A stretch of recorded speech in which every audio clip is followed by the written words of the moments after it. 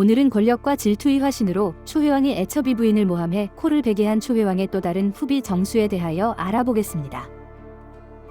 회왕이 화를 내며 명령을 내렸다. 코를 베어라. 정수는 앞서서 시종들에게 이렇게 일러두었다. 대왕께서 말씀이 있으면 반드시 그 뜻을 따라야 하오. 시종이 칼을 뽑아 이 여인의 코를 베었다. 전연의 코를 당장 베어라. 화가 머리끝까지 솟구친 초회왕의 명령은 서슬이 펄했다. 군주 한 사람이 다른 사람을 죽고 살릴 수 있는 권한을 한 손에 틀어쥐었던 그 시절에 감히 앞을 막아서는 자 아무도 없었다. 그도 그럴 것이 자기가 그렇게도 아낌없이 사랑을 주던 한 여인에 대한 미움 때문에 내린 명령이었기에 더욱 그러하였다. 초회왕은 전국시대 7개의 강국 가운데 하나였던 초나라의 37번째 군주였다. 그는 거의 30해 군주의 자리를 지켰다. 처음에는 그도 다른 영명한 군주처럼 인재를 가까이 등용하며 나라의 기반을 굳건히 다졌다.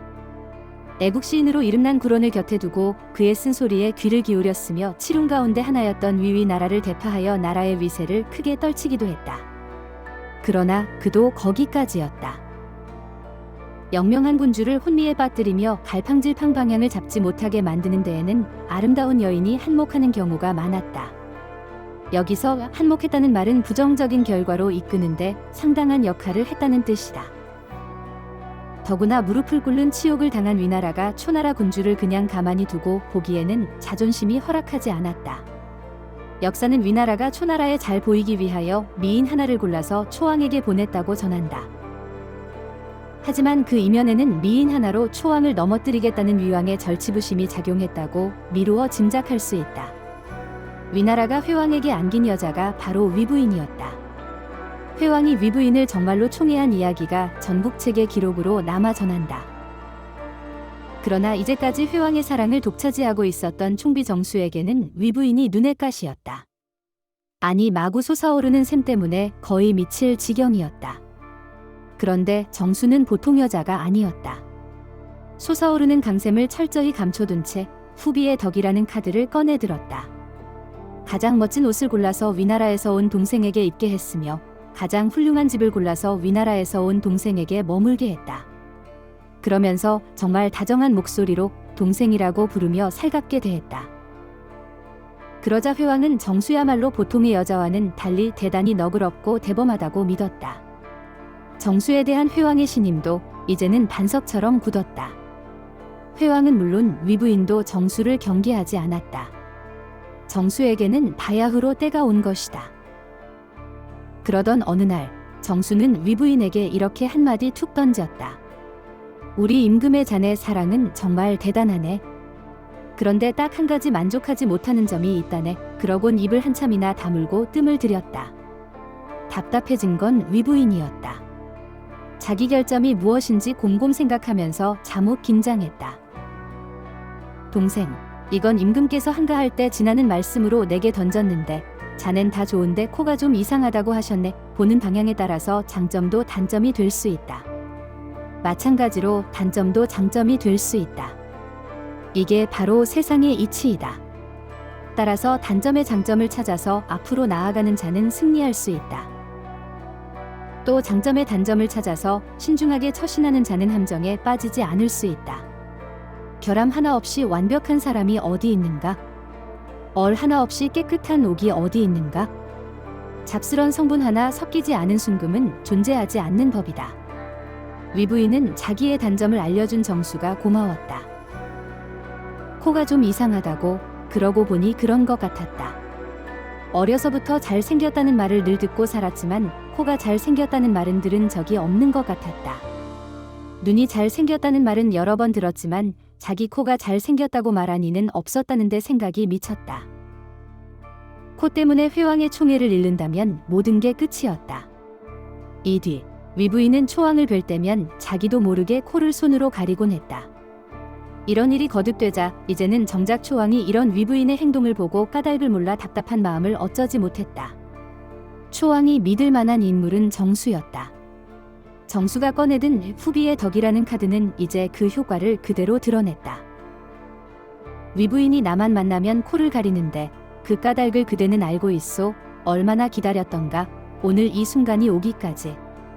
오랫동안 계획하며 진행해왔지만 정수의 가슴은 순간 멈추는 것 같았다. 우선 한 차례 심호흡을 한 정수가 낮은 목소리로 침착하게 입을 열었다. 대왕께서 묻지 않았기에 제가 말씀 올릴 수 없었습니다. 위부인은 대왕의 옥체에서 풍기는 냄새를 견딜 수 없어서 코를 가린다고 합니다. 이에 격분한 초회왕은 전연의 코를 당장 베어라라고 명령한다.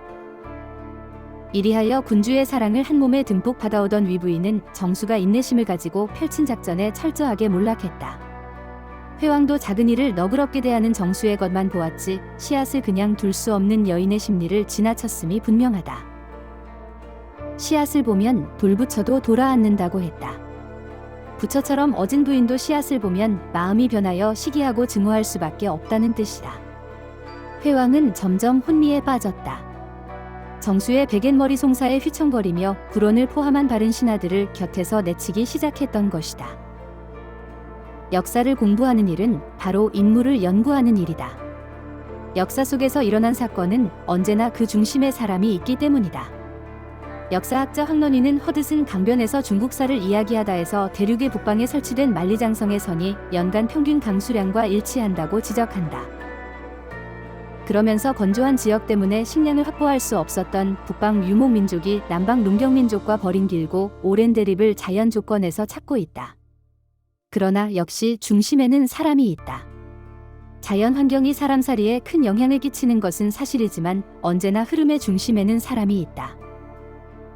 많은 이들은 지금까지 모든 재앙의 근원을 여성에게서 찾는 일이 많았다. 선진시대 서주의 마지막 군주 유왕이 나라를 망친 원인도 그의 곁에 있었던 포사에게서 찾았으며 그보다 앞서 은은의 마지막 군주주가 나라를 망친 원인도 그의 곁에 있었던 달기에게서 찾았으며 또 이보다 앞서 하이 마지막 군주걸이 나라를 망친 원인도 그의 곁에 있었던 마리에게서 찾았다. 이야말로 뒤집어 씌우기이다. 중국어에서 화수는 화나 재난을 야기하는 근원, 곧 화근을 뜻하는데 주로 여성을 가리켰다. 그러나 나는 이것이 여성에 비하여 물리적으로 큰 힘을 가졌던 남성이 역사의 심판에서 벗어나기 위하여 억지로 만든 덫이라고 생각한다. 교육을 받을 기회를 아예 원천적으로 차단당하고 농사를 지을 수 있는 육체적인 힘이 상대적으로 부족했던 여성이기에 어쩔 수 없었을지도 모른다. 역사를 기록하는 이는 회왕의 잘못이라기보다는 정수의 사악함이 빚은 결과라고 기록하고 싶었을 것이다. 그러나 이제 바야흐로 여성이 사회에서 두각을 나타내는 시대가 닥쳐왔다. 이 거대한 흐름은 누구도 되돌릴 수 없을 만큼 도도하다. 이제 한마디만 더 붙이겠다. 소설이나 드라마 같은 데서는 왜 여성의 강셈은 도들새김으로 내보이면서 남성의 강셈을 표현하는 데는 그렇게도 인색한가? 생각하면 남성의 강셈도 예술 작품의 주제로 여성의 강셈보다 더 크게 부상할 날도 머지않은 성쉽다. 지금까지 질투와 권력욕으로 위부인을 모함하여 초회왕이 그녀의 코를 베게 만든 정수에 대하여 알아보았습니다. 감사합니다. 구독과 좋아요 부탁드립니다.